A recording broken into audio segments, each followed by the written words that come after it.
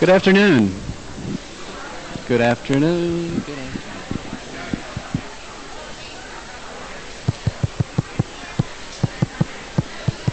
Carry on. Carry on. I think we have sound. Good. Good afternoon. We want to welcome you to our service this afternoon. The story is told of a little girl who heard the story of Snow White. You know that fairy tale for the very first time. The fairy tale involves a wicked queen who feeds a poison apple to a young, beautiful princess out of jealousy toward that princess. And the princess, after eating that apple, falls asleep and goes into what would be an eternal sleep forever. Unless one thing happens. A handsome young prince must come and kiss her, and that will wake her from her sleep.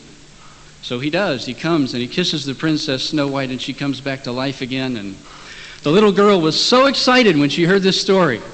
She went to her mom and she said, "Mommy, I heard the most wonderful story," and she retold the entire story to her mother. She got to the part where the prince kissed Snow White and Snow White came back to life, and it was all so happy. And the little girl said, "And do you know what happened then, Mommy?" And the mom said, "Well, of course, dear, they lived happily ever after." The little girl frowned and said, "No, Mom, they got married." Shakespeare said, if two people are going to ride on a horse, somebody's got to ride up front and somebody in the back. If both get on and grab the reins, you're headed for trouble. I came across this article from a U.S. magazine. It traces the tendency for marriage partners to drift from a kind of a bliss in the early part of the marriage to a kind of boring, humdrum routine in their relationship with one another after 7 years of marriage. The article is entitled "The 7 Ages of the Married Cold." And the situation is this. Each year, the wife gets her annual cold. She gets sick. And listen to the husband's reaction each year through those 7 years. First year, the husband looks at her wife as she has her cold and she's sick, and he says, "Dear, I'm worried about you, sweetheart. You have a bad sniffle, and I'm afraid you're going to catch something on top of that cold. Dearie, I'm putting you in the hospital this afternoon for a general checkup and a good rest.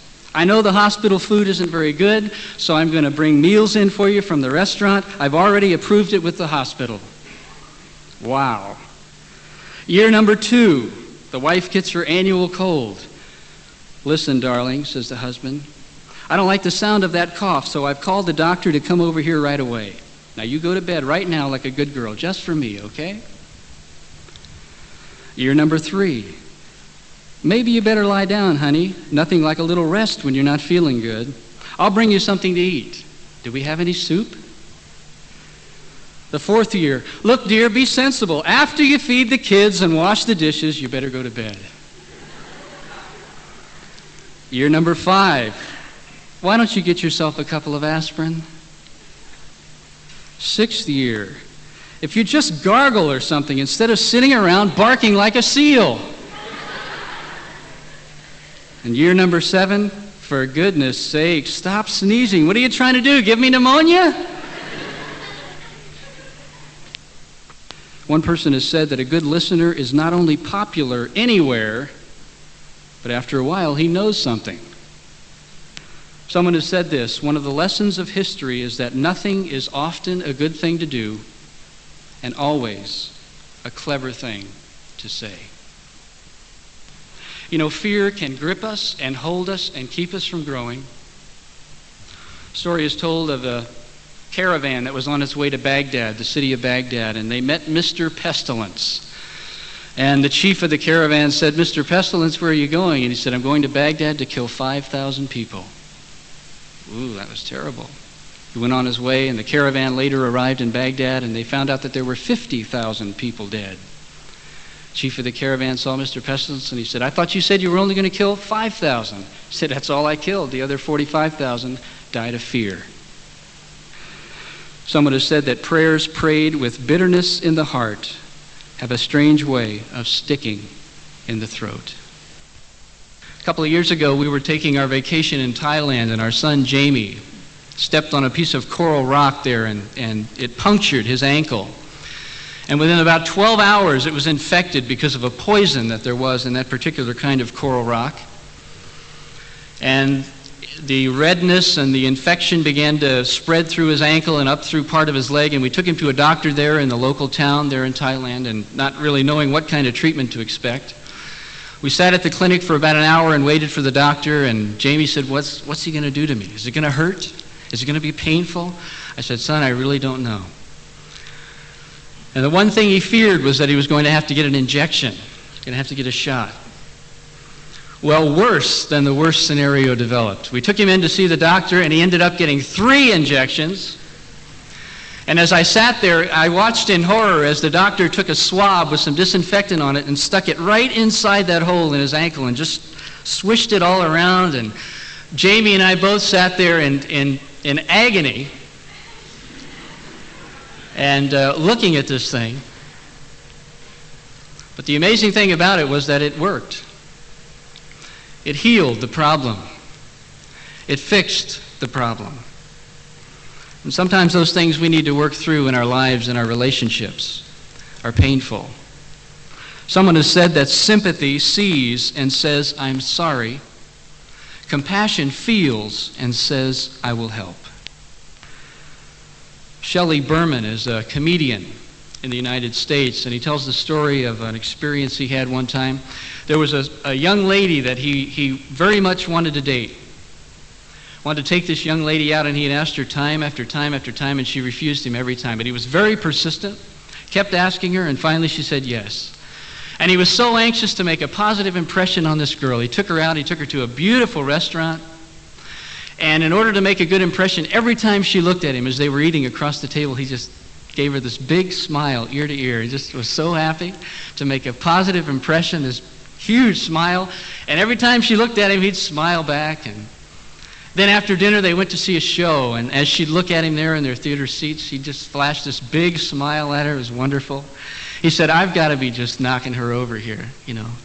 So he drove her home, and they got to the door of her apartment and got there, and she looked at him, and he flashed her a big smile again. And finally, suddenly, she grabbed his hand, shook it, and said, well, thank you very much. I had a good time. She opened the door, walked inside, and there he was left standing all by himself, and he couldn't understand it.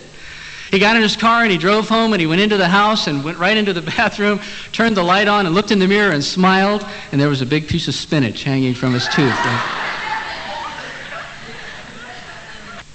That's an expression we often use, isn't it? Have a good day. Have a good day now. Heard someone sharing recently about an experience they had, and they were balancing their checkbook. That's never a pleasant experience, at least not at our house. But they found out they had made a mathematical error in their checking account a number of weeks before that, and they had $300 less in their checking account than they thought they had. Well, they took it all to the bank just to double check with the computers there, and the girl sat down with him, you know, and checked it all through. She said, yeah, I'm afraid that you're right. You are $300 short in your account. And he said, thank you very much, quite depressed. Started to walk out of the bank, and as he was going out the door, he heard the girl say, have a nice day now. And he thought to himself, you've got to be out of your mind. Have a nice day. How often we say it. What does it really mean? Have a good day. Well, I want to tell you, it doesn't have anything to do with our checking account. It doesn't have anything to do with our bank book. It has everything to do with our relationship with God and our relationship with people. You want to have a good day? Walk with God. Someone has said that it's strange in our praying. We seldom ask for a change of character, but always for a change of circumstances. Someone else prayed, Lord, make me more like yourself and less like myself. Because humility at its very core is dependence on God. And listen to this, don't fall asleep. Somebody said, I'm not where I want to be, and I'm not where I'm going to be. But thank God I'm not where I was. Humility is not being dishonest about what I am and what God has made me. Like the woman who spends 2 hours in the morning in front of the mirror, you know, fixing her hair, getting her makeup just right, getting the right earrings on that match everything else she's wearing, the right clothes, and everything looks perfect. 2 hours spent getting everything just right. and she looks at herself and she says, "Ooh, you look good today." And she goes out and meets somebody and they say, "Oh, you look beautiful." And she says, "No. The humble person is not one who thinks negatively or meanly of himself. He simply does not think of himself at all." It's a very challenging thought.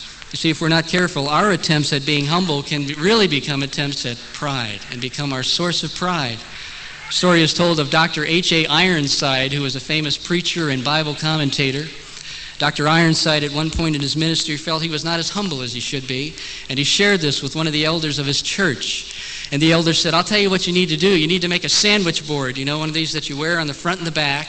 He said, "You put the plan of salvation on it and all the scripture verses and walk down through the business and commercial area of Chicago all day long." Ironside said, "That sounds like a good idea," so he did it. He spent the whole day down in Chicago walking around with his sandwich board on. He came back home, he took off the sandwich board, and he caught himself thinking this, "There's not another person in Chicago that would do a thing like this." It's good to be back together with you. We spent the week before last up on the top of Lantau, and the children had a wonderful time. They were very disappointed that we did not see one single snake while we were on Lantau. And so we're going to go back again probably to see if we can find one next time. But we had a good time and can appreciate your prayers for us. It was restful, but it's good to be back and be able to fellowship with you again. The title of the message today is "To Stand." And some are probably thinking that the title should be "To Shave." I don't know. It's another thing you don't have to do on Lantau, and I enjoyed that. When I was young, I used to love Tarzan movies. You know Tarzan? King of the Apes, grew up in the jungles of Africa. Tarzan had an amazing ability to control animals. You remember that? I mean, Tarzan could get all the elephants in the jungle together to go in the same direction, to run through some village and chase the bad guys away. Or he could get the monkeys to throw coconuts out of the trees onto the bad guys. It's great. He even had power over the lions. You remember that? He'd be walking down a trail and some lion that didn't know any better would come out and roar at him, and just with a simple word, "Umgawa," the lion would be gone. You remember the word too, don't you? But every once in a while, Tarzan would meet a lion that didn't speak the lingo or was from the bad part of the jungle, and he didn't know who Tarzan was, and he'd say, "Umgawa," and the lion would say, "Yeah, that's what you think," and he'd jump on him, and they'd get into a fight. And Tarzan's knife would come out, and they'd roll around, and it was so exciting, but inevitably, Tarzan would kill the lion. Now, that makes for a very interesting movie and a very exciting scene in the particular movie, but I want to tell you something, it's a myth. You put a man against a lion, and the lion's going to win every time, unless the guy's got a gun. But barehanded or with knife or with anything, that lion is going to devour that man. Well, you say, what about Samson? He killed a lion. What about David? He killed a lion. He said he did. What about Daniel? He went into the lion's den, and the lions didn't bother him, but you got to remember, none of those men claimed the power to kill that lion or to shut the mouths of those lions to be their own. The power came from God. About 2 months ago, talking with a group of Mormon missionaries, about 6 of them, and I said, "How do you get saved?" They said, "Well, you believe on Jesus." I said, "Anything else?" They said, "Well, you have to do good works. James says, faith without works is dead." I said, "So then believing on Jesus doesn't get you saved. You have to do something else. You have to earn the rest of your salvation." They said, "Well, yeah." I said, "But the Bible says that faith and the grace of God plus nothing equals salvation." They said, "But that means that anybody that believes in Jesus can get saved." I said, "That's exactly right, John 3:16. An old Chinese man who had spent years and years in sin was led to Christ by a missionary.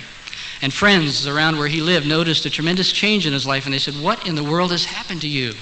How did you experience such a change? You used to be so mean, now you're so kind. You used to hate, now you're full of love." The old man reached down and he picked up a little worm, and he put the worm on some dry leaves, and he took a match and he lit those leaves, and they began to smoke, and then suddenly they burst into flames. And just before the flames reached that little worm, he reached in there with his hand and he grabbed it out and he set it in his hand, and he said, "That worm is me. That worm is me." God had reached down into the destruction and the evil of his life, and he'd saved him. Now, you may find yourself today in the midst of the fire, in the midst of the flood, in the midst of all kinds of difficulties. Peter says, you cast it on God and let him reach down and save you and rescue you by his grace. We stand, but we don't stand alone. Someone has said it's important to know that if you're going to stand, that you have a friend who's willing to stand with you. During World War II, the enemy practiced experiments on prisoners. They wanted to find out how they could best get prisoners to tell everything they knew. And they tried all kinds of means and ways to do it, and the most effective way they found was solitary confinement. They put a man in a room alone for several days, and they could get him to say anything they wanted him to say. See, we need each other. We need fellowship. We need the strength that comes from that mutuality and that fellowship and that family that we experience in Christ. Truth doesn't need updating. A story is told of two friends, and one friend came to another friend, and he asked him, what's the good news today? And the old friend was a music teacher. And he walked silently over and he picked up a mallet, didn't say a word, and he struck a tuning fork. And he said, that note is A. He said, it was A 5,000 years ago, it's A today, and it's going to be A 10,000 years ago. He said, the baritone that lives across the hall sings flat on his high notes. The soprano upstairs that can't carry a tune, and the piano downstairs is out of tune. He says, but that's A, and he hit the tuning fork again, and he said, that's the good news for today. In closing, I want to share an experience I had up on Lantau. We were staying on one peak, and across the way, it looked like about a half-hour hike or so. There was another peak that looked very inviting, and I like to hike. So one afternoon, it was clear, and I walked over to that peak. It took me about a half hour. And I got there, and I walked up to the top, and I didn't realize when I was on the walk down in the valley that the winds were blowing as hard as they were. And I got up there, and I climbed up on a rock formation on top of the mountain. And the wind just about blew me off. I literally had to either sit down or hold on to something in order to stay on the rocks. But it was just a glorious feeling. The sky was blue, and the clouds were white, and everything was clear. And just to stand there and feel the wind was a wonderful thing, to know that God had created it all. And suddenly, as I stood there, some little black object flew by my head, about 60 miles an hour at least. And I just jumped like this, and I turned and I looked, and here it was a little swallow. This little bitty bird, with a split tail and those streamlined little wings and the pointed little beak, and he was zooming around up in that wind. And I watched him for several minutes as he flew around, and he would actually turn and fly directly into the wind. I don't know how they do it. But he would zoom back and forth and make his way against the wind, and then suddenly flip his wings and he would go by me again. And then he'd do the whole thing over again. And it was amazing to see that small, frail little bird mastering those winds and just seeming to be able to control it all. He had the whole world in his hands, just enjoying it for all it was worth. And I thought, the reason he can do that is because that's what he was created to do. And he experiences his full glory and his full purpose when he gets up in those winds and just lets himself enjoy it. And God has created us to stand, to know him, to stand in him, and to walk with him in the strength of his grace. But we've got to allow ourselves to be put in the place where God can do it. I used to think the stone was rolled away so Jesus could come out of the tomb. But later on, I figured out the stone wasn't moved for Jesus. When he raised from the dead, he had a spiritual body. He could have floated up through the ceiling of the tomb or out the side or any way he wanted to go. The scripture tells us he was able to disappear and appear again and move into crowds of people and through walls, apparently. He came into locked rooms. He didn't need to have the stone removed so he could come out. The stone was moved so the disciples could go in. Now, there have been other explanations offered for the empty tomb. Some have said that the women went to the wrong tomb. So naturally it was empty. That's not the tomb where Jesus was laid. Well, if that's the case, then why didn't the officials then go to the right tomb, bring out the body, show everybody, and just dispel the whole rumor of a resurrection? Others have said that the disciples went during the night, stole the body, took it and hid it somewhere, and then they went around saying Jesus is risen. Let me read to you the historical accounts of how the followers of Jesus, those apostles, died. Peter, crucified. Andrew, crucified. Matthew died by the sword. John, a natural death. James, the son of Alphaeus, crucified. Philip, crucified. Simon, crucified. Thaddeus, killed by arrows. James, the brother of Jesus, stoned. Thomas, by a spear thrust. Bartholomew, crucified. James, the son of Zebedee, killed by the sword. Would these men have died for a corpse? Steve Brown says, as Christians, we're in a fight, not a frolic. People in the world say, don't blame me. Blame my parents. Blame my background. Blame my environment. Blame anything but not me. And we Christians say, the devil made me do it.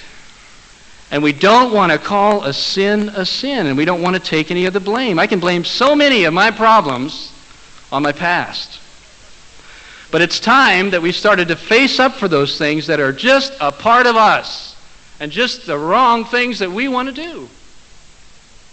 We're on center stage. I was over at the City Hall this week just walking through the lobby, more or less killing time, waiting for another appointment, and looking at some of the posters there, all the stars, they get up there on the big stage and they perform before thousands of people.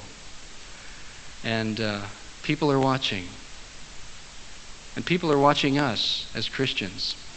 I always got the idea, that I'm the only one watching. I was standing at the Star Ferry Pier this last week waiting to get on the ferry, and there were 3 executive-looking guys in front of me, and we stood there for about 2 minutes waiting for the boat, and just looking at their suits and their ties and their shoes, just kind of checking out the styles, and I just kind of eyed them up and down for 2 minutes. And then I looked off to the right, and there was a guy staring at me. And I thought, I thought I was the only one watching. No. People are watching. D.L. Moody said, it's well that Christians read the Bible, but the only Bible that the non-Christian will ever have is the believer. Tertullian, one of the early church fathers, said that he had become a Christian not because of books that he read or sermons that he'd heard preached, but because he saw the way Christians lived and he saw the way they died. Story is told, Malcolm Muggeridge relays an incident that took place in his life just after World War II. There was a Thanksgiving service taking place in a large cathedral in Paris, France. And remember, the war had just ended, the shooting had just stopped, and Malcolm Muggeridge was there, and the cathedral was packed out with people that were there to give thanks for the end of the war and to look toward a more glorious and bright future. And Muggeridge said in the middle of that service, one of the policeman's service revolvers accidentally was fired. The gun went off in the middle of the service accidentally. And he said the scene was incredible. He said everyone immediately was prostrate on the floor, flat out, hiding in terror. The post-war jitters were everywhere. Except for one man, Muggeridge said. And that man was Charles de Gaulle. Muggeridge looked around the room and he saw de Gaulle. He said, I'll always remember him that way, standing straight and tall, while everybody else was prostrate. And they're paradoxes that we as Christians can understand. Unbelievers can't understand them, and there's really no way that we can explain them. One of those paradoxes is this: the most free man is the most enslaved man. They said you can take a violin string and you can lay it on a table and you can twist the end of it and it'll flip over. You can take it and you can wiggle it around and it moves freely. He said, but not until you take that violin string and bind it on the violin is it free to sing. Now we easily swing to extremes, and we can allow the grace of God in our lives to become licensed, and God becomes a very kind old grandfather who would never hurt anybody. But every once in a while, we need to have a touch of the God who is a consuming fire, a God who is holy and righteous and pure. And we need to keep that balance. Somebody said, you can love God, but don't love him like a kitten because he's a lion.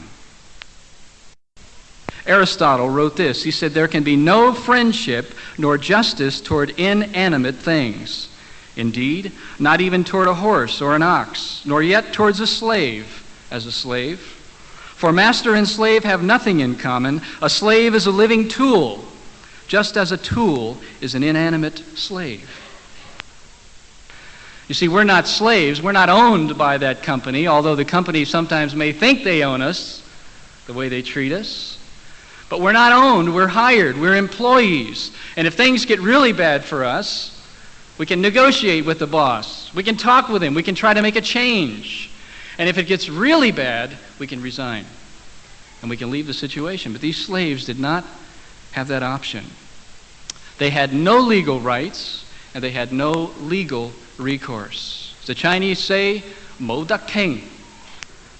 I remember seeing a cartoon one time, and in the cartoon there was a soldier.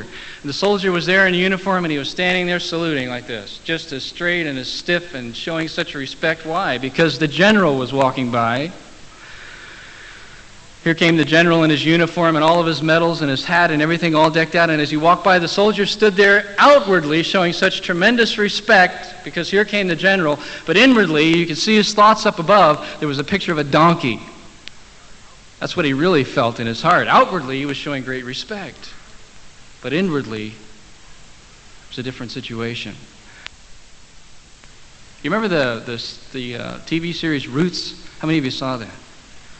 Yeah, you remember Chuck Connors played one of the, I think it was Chuck Connors, played one of the masters in that thing, overseeing a whole farm full of slaves. He's a big, tall American actor, 6'6". He used to play a good guy, and he was terrible. Oh, he was just a total jerk. I mean, you just by the middle of the series, you just wanted to grab him around the neck and strangle him, or pull his whiskers out one at a time or something. He was so rotten and so mean. Peter says, you submit to that rotten and that mean master. And I found an article in a 1984 issue of Moody Monthly. The article was entitled, "Have You Ever Heard God's Rules for Employees?" The writer of the article, a Christian working in the marketplace, said this: "Our primary purpose in employment is to serve God." Our primary purpose in employment is to serve God.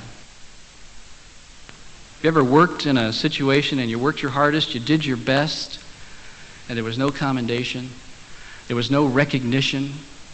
I want to tell you something. When you work hard and when you do your best, whatever it is, God commends you. And models and examples are something that we all need these days. One person said, "Others will follow your footsteps easier than they will follow your advice."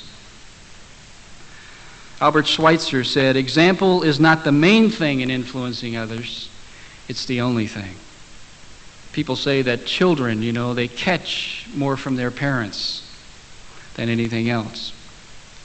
That education is caught more than it's taught, and that speaks of example. When I was learning to play basketball as a teenager, one of the ways that I learned more than anything was to turn on the television and watch those professionals in the States play. And those men became models for me of what basketball players were supposed to do and what they were supposed to look like and how they were supposed to do and play the game. And I learned as much from watching them and observing them as I did by actually playing. And then I'd take what I saw in them and I'd go out and I'd use it, I'd apply it. And hopefully it would become a part of my game of basketball, although I never got that good. But examples and models are so important. When a teacher taught children how to write, they would first write the script across the top of a tablet, and then the child would come and write exactly what the teacher had written, little by little, stroke by stroke. For those of you who have studied Chinese characters, you know what I'm talking about. Hour after hour, and you still don't know how to write them after 10 years. I forget them all. I can write my name. I remember when I was a boy of 12 or 13 years going fishing with my dad in our 16-foot boat. This was down in Florida, where we lived at the time. And we used to go to a very special place that was not too far away from one of the bridges near where we lived. And often it was my task to go to the front of the boat and throw the anchor over the side, because in order to be able to fish in the right spot, we had to anchor the boat to get it put in the right place where we knew there must have been fish down there. And my dad seemed to always know where the fish were. And so we would go there, and often the water coming through that bridge, the current of the water would be running very swiftly. Sometimes a strong wind would build up, and so the waves were pounding against the boat. And the boat was being tossed back and forth by the wind and the waves and the current. And Dad would say, "Now go up and throw the anchor out, Steve." So I'd go up and I'd throw it down, and you could feel it as it would go through your hands. You could tell when it hit the bottom. And it would hit the bottom, and then you had to let out a little bit more line, and the anchor would begin to drag along the bottom until you would feel it grab onto something. But inevitably, it would take 2 or 3 times of throwing it over, readjusting our position, because the anchor would drag along, and then it would catch on something, and I would say, oh boy, it feels like we've got the right place. Oh, and all of a sudden, it would break loose. We'd go back and take the boat, throw it over again, go through the same procedure, and the anchor would break loose again until finally we would find that particular spot or that rock where the anchor would hold. The boat would swing around, and then we could get on to what we had come to do. Where do we find an anchor like that in life? It's been amazing to see the change of mood that's taken place here in Hong Kong over the last few weeks. The tremendous excitement and enthusiasm that was here 3 weeks ago when the whole movement for democracy and all of it started, and people were out and they were marching and they were enthusiastic. And then there came the time of panic when the unbelievable took place in Beijing and other parts of China. And now there seems to be a kind of gloom or a doom that's settled in the lives of many people. Polycarp was a martyr for the Lord. He was burned at the stake for his faith. He was an old man. He had been arrested by the Roman authorities and brought to the arena for execution in front of the cheering crowd. The Roman proconsul that had brought him there pressed him hard and said, "Swear and I will release you. Deny your Christ and we'll let you go." But Polycarp replied, he said, "I've served him for 86 years and he never did me wrong. How can I now blaspheme the one who has saved me?" I heard a story when I was back in the United States in 1983. It originated in New England, the northeastern part of the U.S., but I'm going to bring it into a little different context. There's a man who's traveling through the province of Canton, Guangdong, and he's going to the city of Guangzhou. He's in his vehicle and he's traveling along a country road and he's lost his way. And he pulls up in front of a little village on his way to Guangzhou, and there's an old man sitting in front of the village, and he yells to the old man. He says, "Excuse me, sir." He says, "I'm going to Guangzhou." The old man yells back, "Well, go right ahead. I'm not going to stop you." He says, "Well, let me ask you a question." He says, "Does this road go to Guangzhou?" The old man yells back and says, "Well, that road doesn't go anywhere. It stays right where it is." He's a little frustrated at this point. He says, "Well, let me ask you this question." He says, "Can I take this road to Guangzhou?" You know what's coming, right? The old man says, "Well, you can if you want to," he said, "but they already have all the roads up to Guangzhou that they need." Very frustrated at this point. He says, "Well, let me ask you this. I look up ahead in the road and I see a sign, and it says Guangzhou to the left and Guangzhou to the right." He says, "Does it matter which one of those 2 roads I take?" The old man thinks for a minute and says, "Well, not to me it doesn't." So he's angry at this point, and he says, "Well, listen, is there a place I can go around here and get some good directions?" The old man says, "Well, I don't know." And the man says, "Well, you don't know much, do you?" The old man just looked at him and said, "Well, no, but then again, I'm not lost."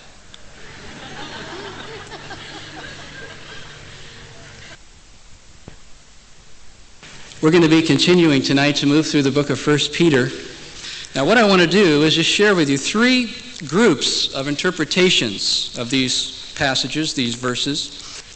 That's the first interpretation, or group of interpretations that people use to try to explain this passage.